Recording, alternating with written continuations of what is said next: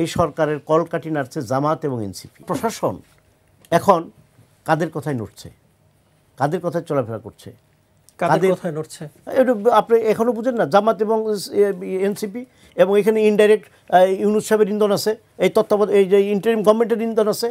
কথার সত্য কথা তো বলতেই হয়, যেটা বাস্তবতা। যে এই কারণে কি গতকালকে চট্টগ্রামে জামাতে এক নেতা বলেছেন যে প্রশাসন আমাদের কথা উঠবে, আমাদের কথায় বসবে, আমাদের কথায় মামলা হবে? স্বাভাবিক, এটা তো এটা খুবই সুন্দর কথা। আজকে দেখেন সারা বাংলাদেশে যে মামলাগুলো হয়েছে করেছে প্রশাসন। কেউ কেউ ইনডাইরেক্ট বা কিছু কিছু মানুষ মনে করে বিএনপি মামলা করে। বিএনপি তো ক্ষমতায় নাই।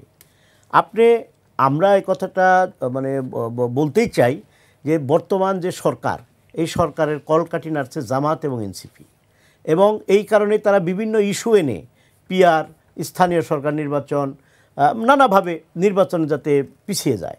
পিছিয়ে গেলে তাদের একটা লাভ আছে। লাভটা কি? অন্তত যতদিন ক্ষমতা ভোগ করা যায়, ক্ষমতায় যতদিন থাকা যায়, নির্বাচনে গেলে মুখে যতই বলুক না কেন, অবাধ সুষ্ঠু নির্বাচন যদি হয়, শেখ হাসিনার মতো ওই রকম তো আর করতে পারবে না প্রশাসন যতই থাকুক। কিন্তু দেখবেন যে এই নির্বাচনে জামাত কত ভোট পায়, বিএনপি কত ভোট পায়। 2014 সালে বিএনপি কিন্তু নির্বাচনে যাওয়া প্রস্তুত ছিল। জীবনের সব আয়োজন এখানে একসাথে। একমাত্র জামাতের একগুঁয়েমির কারণে সেই নির্বাচনে যাওয়া হয় নাই। এবং গুলশান অফিসে বসে এ নিয়ে জামাতের সিনিয়র নেতৃবৃন্দ, আমাদের তো একটু যাতায়াত আছে, ছোটো পর্যায়ে হলেও আমরা পর্যন্ত সেগুলো অবলোকন করেছি। তো জামাত যেইভাবে বিএনপির আষ্টে পৃষ্ঠে লেগেছিল, এবং সেইভাবেই এখন আবার বিএনপিকে ফেলে তারা নিজেরাই একা একা পথ চলার চেষ্টা করতেছে। 5 তারিখের পর একটা স্লোগান আসলো। কী স্লোগানটা? যে নৌকার ধানের শীষ, 2 সাপের 1 বিষ। এরা কারা দিল? এই স্লোগানগুলো আনলো কারা? বিভক্তির সৃষ্টি করলো কারা? এরা গোপনে গোপনে একা একা ক্ষমতায় যাবার যে চিন্তা বা ক্ষমতায় যাবার যে লোভ, তারা সম্বরণ করতে পারে নাই। এই জন্যে একটা মানুষ, আপনার সাথে আমার সম্পর্ক নষ্ট হইতে কিন্তু একটু সময় লাগবে।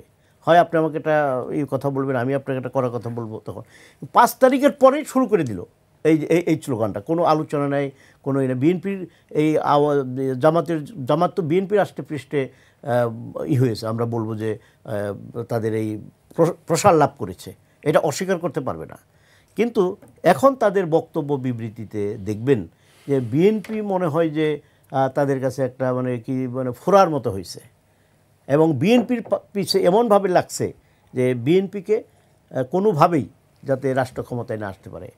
আপনি চিন্তা করেন, গত 17 বছর আওয়ামী লীগের নেতৃবৃন্দের এবং শেখ হাসিনার মুখ দিয়ে যে কথাগুলো বের হচ্ছে, সেই কথাগুলো এখন আরও দৃঢ়তার সাথে সেই জামাত ইসলামী নেতৃবৃন্দের মুখ দিয়ে বের হচ্ছে।